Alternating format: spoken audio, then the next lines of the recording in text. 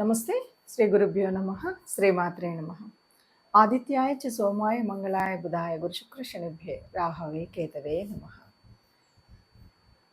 మనం ఈ ఖగోళ శాస్త్రంలో రకరకాలుగా గ్రహాలు మారుతూ ఉంటాయన్నది తెలుసు.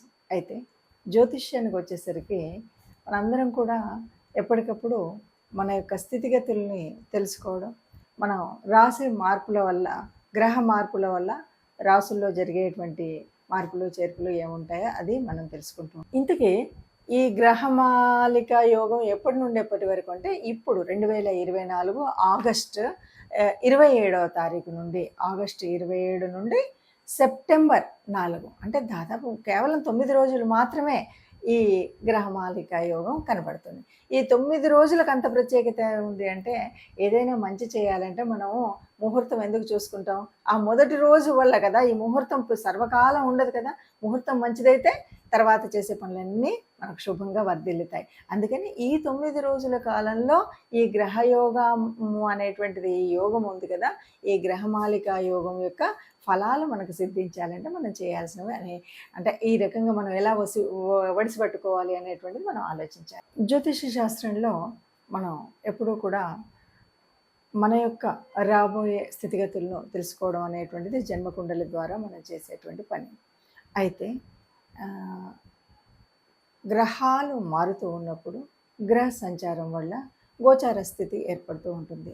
ఆ గోచారం వల్ల ఒక్కొక్కసారి ఒక్కొక్క రకమైనటువంటి యోగాలు ఏర్పడుతుంటాయి, అవయోగాలు ఏర్పడుతుంటాయి. ఈ యోగాలు అనేటువంటివి అందరికీ తెలియవచ్చు, తెలియకపోవచ్చు. కానీ మనకు పరాశర సంహితలో కనబడేటువంటివి ఇలా మార్పులు చెందినప్పుడు అనేక గ్రహాల యొక్క కలయికల వల్ల, వాటి వల్ల దాదాపు 100కు పైచిలుకు యోగాలు అనేవి ఉన్నాయి. వీటిని తెలుసుకొని వీటి వల్ల మనకు ఏ రకమైన ఉపయోగం ఉంది, వీటిని ఎలా మనం ఈ సమయంలో ఏ రకమైన పనులు చేస్తే మనకు అది కలిసి వస్తుంది అనేటువంటిది తెలుసుకోవడం అనేది ముఖ్యం. అయితే ఇప్పుడు ప్రస్తుతం గోచారంలో అంటే చాలా తొందరలో ఖగోళంలో ఒక గొప్ప మార్పు అయితే జరగబోతుంది. ఆ మార్పు ఏమిటి అంటే, గ్రహాలన్నీ దాదాపుగా గ్రహాలు ఒక వరుసలో నిలబడుతున్నాయి. ఈ వరుసలో ఉండడం అంటే మనకి ఎలా కనపడుతుందంటే, ఒక పూలన్నీ కలిపి కడితే వచ్చేటువంటి మాలలాగా ఉంటుంది. అందుకని దీన్ని మాలికా యోగము అంటారు. అంటే గ్రహాలన్నీ ఒక మాలలాగా కడితే ఎలా ఉంటాయో అలా ఒక వరుసలో ఉండడాన్ని గ్రహమాలికా యోగం అంటారు. ఈ గ్రహమాలికా యోగం ఎక్కడ నుండి ఎక్కడి వరకు జరుగుతుంది అంటే, ముఖ్యంగా మనకి తెలుసు, వృషభ రాశిలో గురు భగవానుడు ఉన్నాడు, అది మొదటి స్థానంలో కనపడితే, మిథున రాశిలో మనకి బుధుడు వక్రించి ఉన్నాడు. ఇక కర్కాటకంలో కుజుడు ఉన్నాడు. సింహరాశిలో రవి తన స్వంత ఇంట్లోనే ఉన్నాడు. తర్వాత కన్యలోకి వచ్చేసరికి కేతు భగవానుడు ఎప్పటి నుండో ఉన్నాడు, అతనికి తోడుగా శుక్రుడు వచ్చాడు. ఇప్పుడు మనకేం కనిపిస్తుంది అంటే, వృషభ రాశి నుండి కన్యా రాశి వరకు ఒక్కొక్క రాశిలో ఒక్కొక్క గ్రహము, చివరిలో 2 గ్రహాలు, ఇలా ఈ గ్రహాలన్నీ ఒక మాల కూర్చితే ఎలా ఉన్నాయో అలా మాలలాగా ఉన్నాయి. దీన్ని గ్రహమాలికా యోగం అంటారు. ఈ గ్రహమాలికా యోగం వల్ల ఎవరెవరికైనా ఉపయోగం ఉందా అంటే, ఇలాంటివి ఉన్నప్పుడు దాదాపుగా అందరికీ ఉపయోగం ఉంటుంది. అందరికీ ఉపయోగం ఉన్నప్పటికీ అది అందరికీ తెలుసు, తెలియకపోవచ్చు. ఒకవేళ ఈ మాలికా యోగాన్ని సరిగ్గా మనం ఈ సమయంలో మనం చేసే పనులు సరిగ్గా ఉంటే బాగుంటాయి.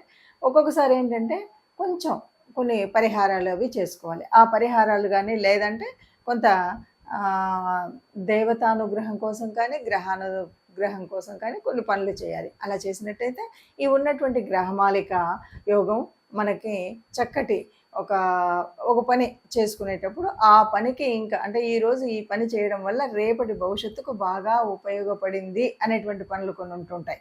అంటే ఆ రోజు ఆ పని చేయబట్టి నాకు తర్వాత ఎంత కలిసి వచ్చింది అంటుంటారు కదా.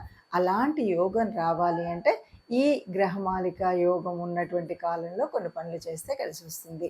అయితే ఇందులో కూడా మనం ఏంటంటే ఒక్కొక్క రాశి వారికి మరి ఎలా ఉంటుంది, ఎవరికి ఏ రకంగా ఉంటుంది అన్నది కూడా మనం విడివిడిగా చూద్దాం. తదుపరి రాశి మకర రాశి. మకర రాశి వారికి 5వ స్థానం నుండి 9వ స్థానం వరకు ఈ గ్రహమాలిక యోగం జరుగుతుంది. 5 చక్కగా చెప్పాలి అంటే 159 లాట్స్ అని చెప్తూ ఉంటాం.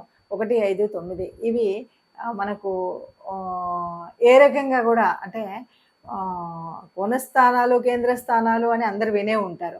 ఇలాంటి వాటిల్లో మనం జరిగేటువంటి ఏ మార్పైనా చేర్పైనా ఇది మనకు అనుకూలంగా ఉండేటువంటివి ఉంటాయి. ఈ 159 లాట్స్ అనేది చాలా అద్భుతంగా మనకు సహకరించేటువంటి స్థితి ఉంటుందని తెలుసు. ఇక ఇక్కడ పంచమము దీనివల్ల అక్కడ గురువు ఉండడం వల్ల సంతానానికి చక్కగా ఉండడం. 9 మోక్షస్థానం చెప్పాలి అంటే, ఇంకా చెప్పాలి అంటే పూజలు, పునస్కారాలు, తల్లిదండ్రులు లేకపోతే గురువులు, పెద్దల యొక్క మార్గదర్శనం లభించేటువంటి పరిస్థితి అయితే ఉంటుంది.